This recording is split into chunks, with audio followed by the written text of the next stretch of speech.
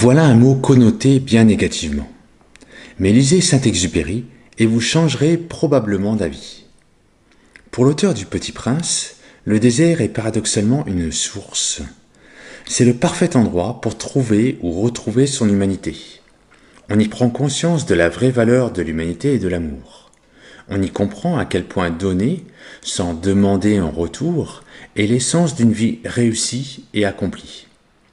Au contact du jeune garçon, le pilote, perdu au milieu des étendues de sable, retrouve son âme d'enfant pleine d'innocence et d'imagination. Il abandonne ses chimères d'adulte raisonnable pour se laisser entraîner dans le monde magique du jeune garçon venu d'une autre planète. C'est ce monde qui est le vrai monde, car c'est celui où prévaut le vrai à défaut de la réalité. Je prétends que c'est imaginer la vie qui nous la fait vivre vraiment. Et quel meilleur endroit pour imaginer la vie que le lieu où cette vie semble absente? Quel meilleur endroit que ces paysages sans limite pour libérer notre imaginaire? C'est comme si chaque grain de sable avait le potentiel de créer une pensée. Et ce sable est si omniprésent, si envahissant, si enveloppant qu'il devient nous-mêmes, et nous devenons sable.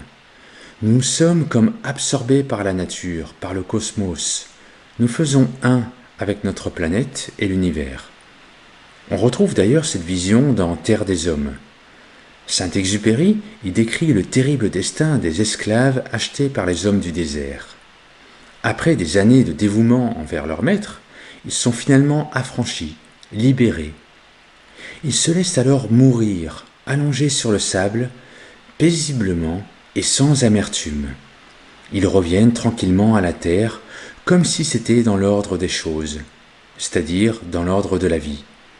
Et la leçon que je tire de tout cela, c'est que traverser des déserts, métaphoriquement, est non seulement utile, mais aussi nécessaire si on veut renouer notre lien avec la nature.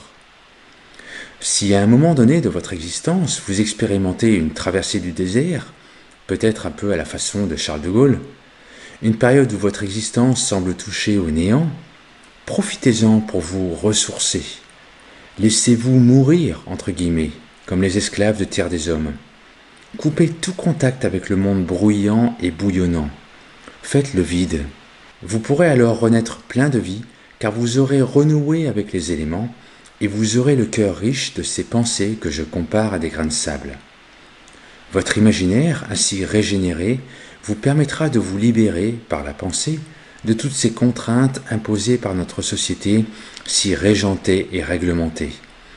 Et vous vous rappellerez peut-être alors cette fameuse phrase d'un prix Nobel de littérature, le Clésio, « Il n'y a pas de plus grande émotion que d'entrer dans le désert ».